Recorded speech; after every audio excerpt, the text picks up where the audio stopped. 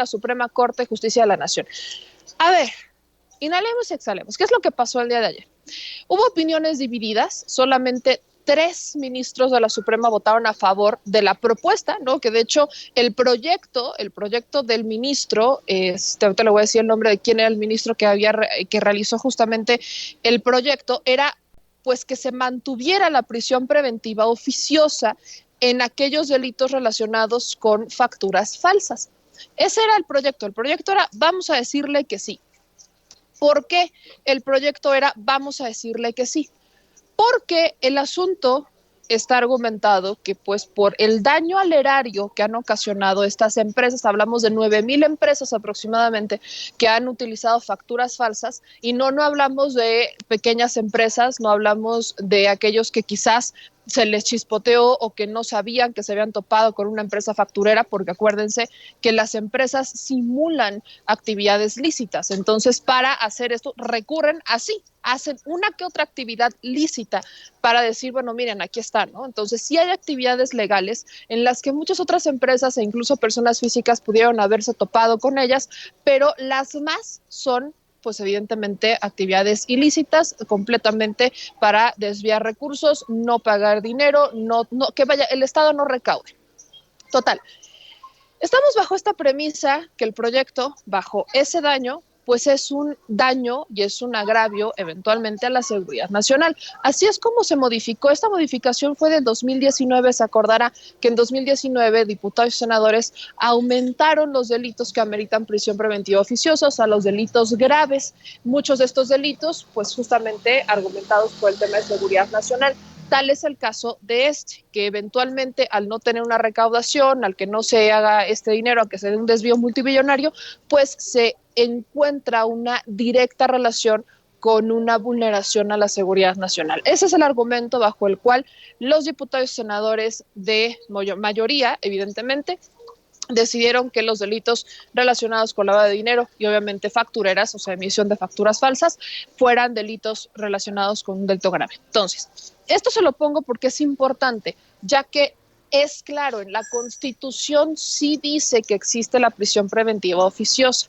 Y es que ese fue el debate en la Suprema Corte, entre que no estamos hablando de que no exista, sino que la Suprema Corte busca limitar en su máxima expresión los delitos que la ameriten. Ahora, la prisión preventiva existe per se.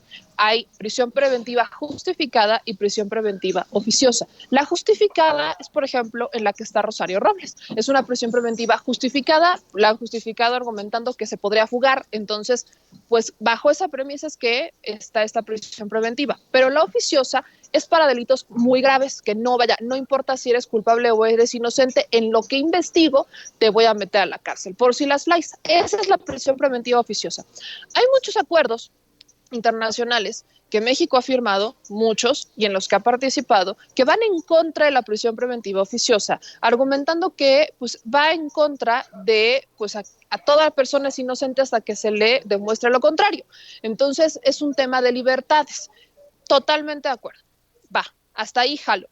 Pero cuando estamos hablando de en qué sentido fue la resolución, pues estamos en un debate de ¿a quién beneficia realmente esta decisión? Porque no estamos hablando que limitaran prisión preventiva oficiosa para aquellos delitos en donde, por ejemplo, hubiera una persona torturada y que la metieran a la cárcel bajo presión y tortura.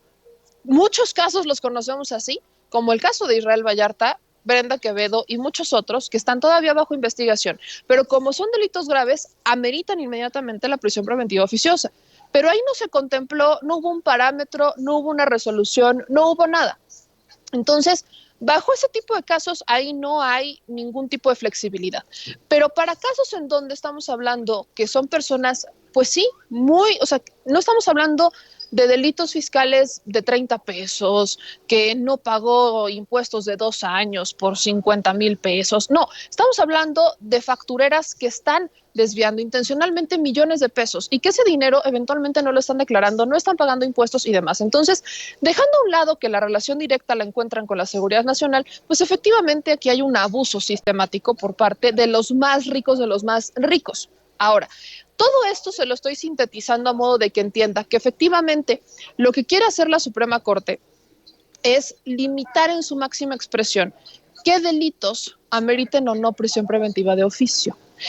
Eso sí, efectivamente va con un tema de libertades, totalmente de acuerdo, pero creo que aquí no nos estamos centrando en el punto de, pues si ya nos vamos a meter en el debate de qué tan justo es, ¿por qué no entonces ampliamos el debate y ampliamos la discusión y hablamos de aquellas personas que podrían estar perfectamente en prisión siendo inocentes a quienes ha perjudicado la prisión preventiva de oficio? ¿Por qué de ellos no se habla? De ellos nadie los menciona, a ellos es como de, bueno, no, de eso no hablemos porque nada tiene que ver con el tema. No, no, sí tiene que ver. Si vamos a hablar de qué tan justo y qué tan bueno, qué tan mala es la prisión preventiva de oficio, pues entonces tendríamos que extender el debate a aquellos argumentos en donde tenemos situaciones y casos de personas que son inocentes, que han intentado y han luchado desesperadamente con la justicia, pero como los acusan de secuestro, como los acusan de delitos realmente graves, prácticamente están estigmatizados, la justicia los toma como tal y pasan 15, 20 años bajo ese sistema de prisión preventiva de oficio y no pueden apelar ni siquiera a una amnistía porque es un delito grave. Entonces, ahí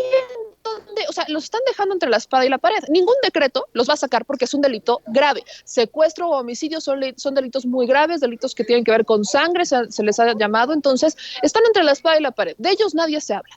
Y hablamos de muchos casos que valdría la pena una comisión que se sentara a revisar cada uno de estos casos, a ver qué tan cierto y qué tan falso. Pero la podredumbre dentro del Poder Judicial sigue centrándose lamentablemente en beneficiar exclusivamente a los que más tienen, porque a ellos sí les aplicaría un poco más este tema de la justicia. Creo que aquí es importante, vamos a ver y escuchar un poco de la resolución, el sentido del voto del ministro presidente Arturo Saldívar, quien votó en contra. Justo su argumento, el argumento del ministro Saldívar es, pues es que no estamos discutiendo si la prisión preventiva es constitucional o no, sino que es un tema en donde, bajo la congruencia del propio ministro, él ha estado en contra toda su vida y toda su carrera.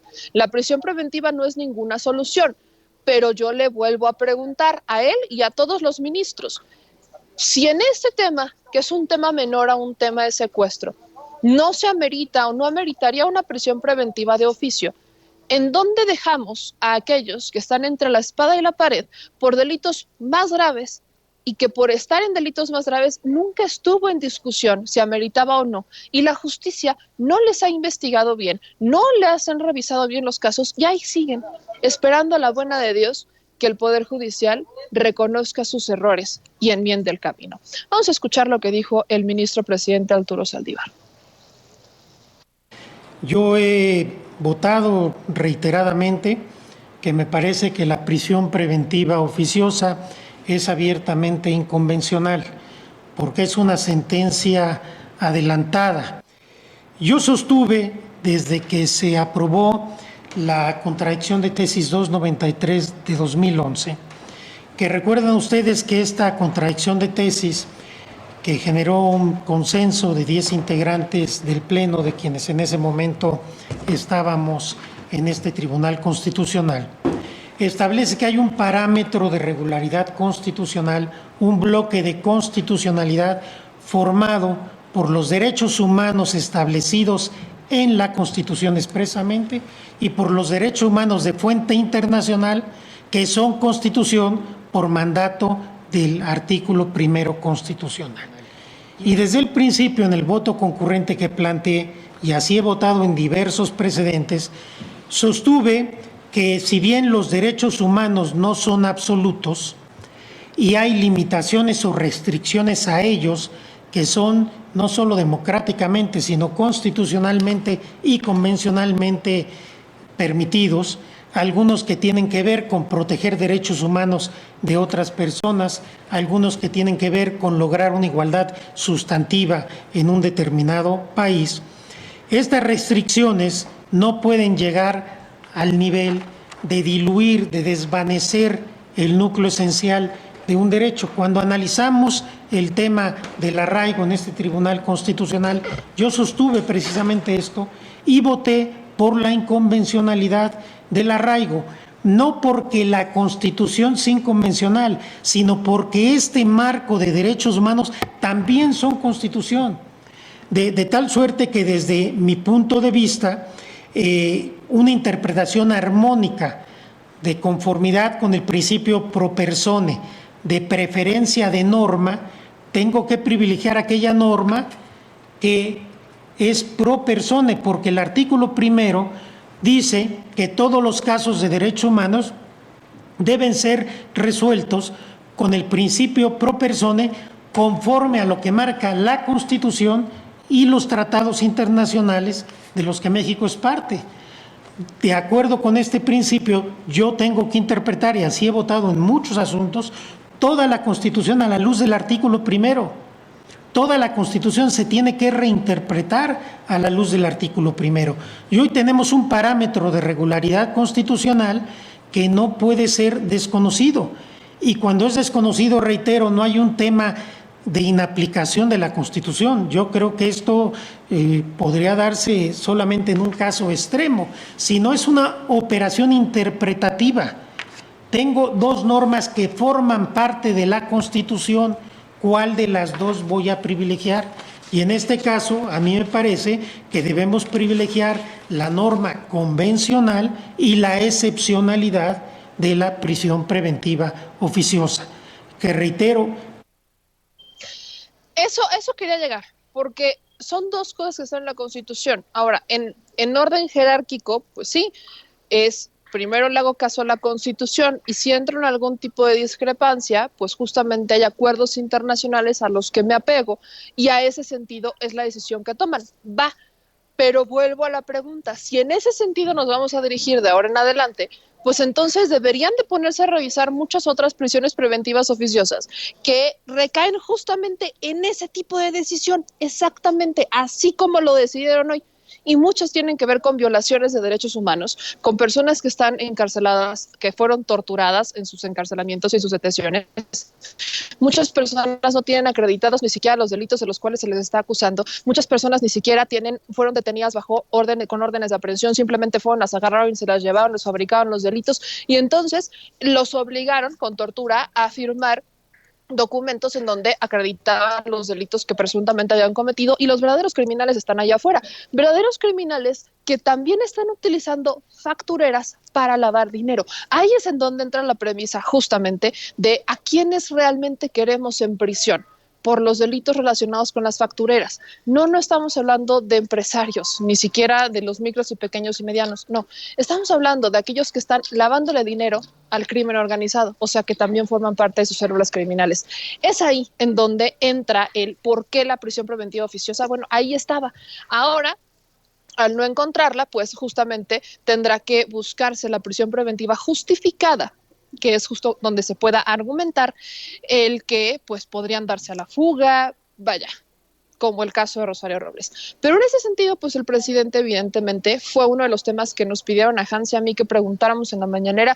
Ni Hans ni yo lo preguntamos, porque fue otro reportero, el compañero Fierro, quien lo preguntó, la primerita pregunta que tocó en la mañanera, y esto respondió el presidente. Eventualmente esto está beneficiando a los fifís, dice el presidente López Obrador. Yo le agregaría, no es solamente aquellos que lavan dinero, factureras, que eventualmente, pues solo porque de verdad son avaros, no quieren darle ese dinero y pagar lo que les corresponde, sino que también estamos hablando de factureras vinculadas al crimen organizado. Entonces, aguas, porque en este sentido creo que sí hay mucho que debatir. Vamos a escuchar lo que dijo el presidente. No, porque se trata de delincuentes de cuello blanco. Dos preguntas aquí, señor presidente. Entonces, no pueden ir a la cárcel los fifís.